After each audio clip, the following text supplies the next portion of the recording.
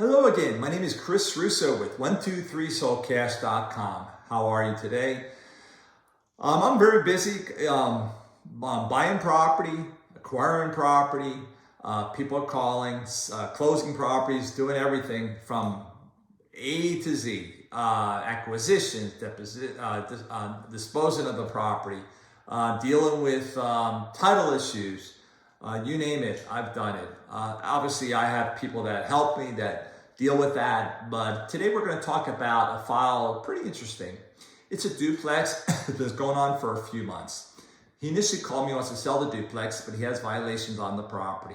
Went over there, we looked at it, and yes, we're interested, but normally some of those violations we can cure, and then what happens is we can mitigate the liens, the fines afterwards. But in this case, there was a lien on the property, and so we're not able to buy the property unless the lien is off the property or satisfied at closing.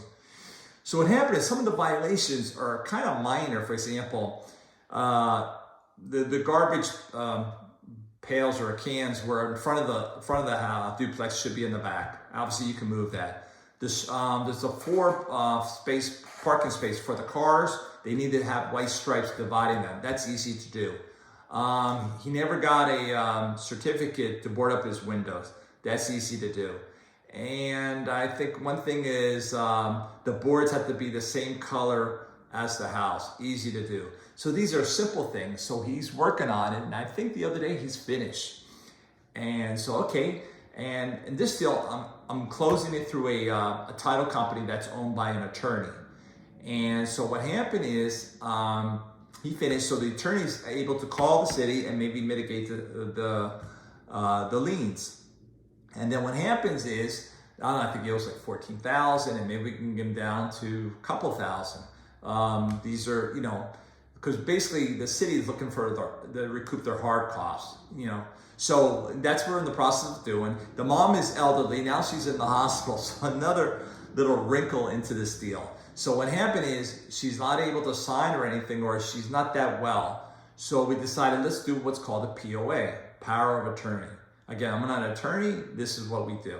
So we're going to send a power of attorney to her, and I think the daughter is going to be is going to sign the power of attorney. So God forbid something happens to her or whatever, it doesn't need to go through probate, and we have a power of attorney. And the power of attorney has to be specific to that deal, that able to sell the property.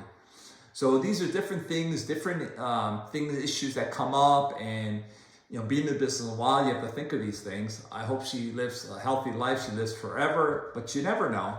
And so we're in the process of sending her a power of attorney, and just in case something happens. So again, I'm not an attorney, but a good idea is if you own property, and if you're elderly, put it in a trust and make one of the children the trustee, and something happens, the trustee is able to sell the property, you can skip probate. So again, I'm not an attorney, this is just things that I've seen and done in the past, and it works. So if you really want to get into it, how it works on a trust, go see an attorney.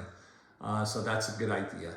And I've done also sellers that call me, they have actually not trust but power of attorney.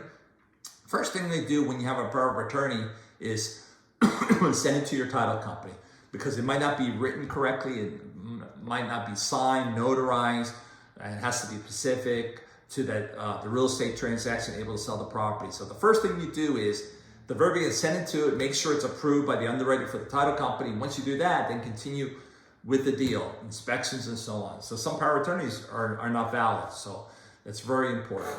So hopefully we're in the process of getting those fines down, and once they're down, we can probably close. And it was a long one, but some deals are short, quick, some are long. But that's the situation. We're always looking forward to see how we can work on it, help the seller. We're always in contact with the seller, tell them what's going on. And we always tell the seller, listen, we've been doing this for a while. We've seen this. Don't worry, we can handle this. Let's see what we can do. We don't think it's a big deal. We can probably handle it for you and work it for you. And it worked out fine. So, in that case, so hopefully we'll be closing that soon. It's a duplex. So everything is fine. One other issue is that there was an issue with the title. And one of the title companies I was dealing with, they weren't able to do it. The underwriter wasn't able to approve it because of the name, was in a power of attorney, or there was something going on prior to that. So sometimes, in that case, this is a good idea. Again, I'm not an attorney. Call an attorney who owns a title company, because sometimes they're able to talk to their underwriter. They have more, ability to say, hey, listen, I think the title is clean the way it's written, and they can go back and forth with their underwriter and be able to do it. So they might have more power than a regular title company. In this case, what happened, the title company I was using wasn't able to do it, so I quickly used an attorney that does my probate deals, and he does general law. He has a title company also. So what happened is I spoke to him about it. I sent it over. He said, yeah, we can do it. I believe so. Pretty sure. He sent it to the underwriter and they approved it. So just you real estate investors out there, if you have a deal and it's not approved by your title company, check with an attorney who owns a title company. They might be able to get it through.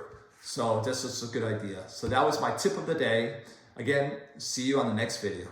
Take care. Bye-bye.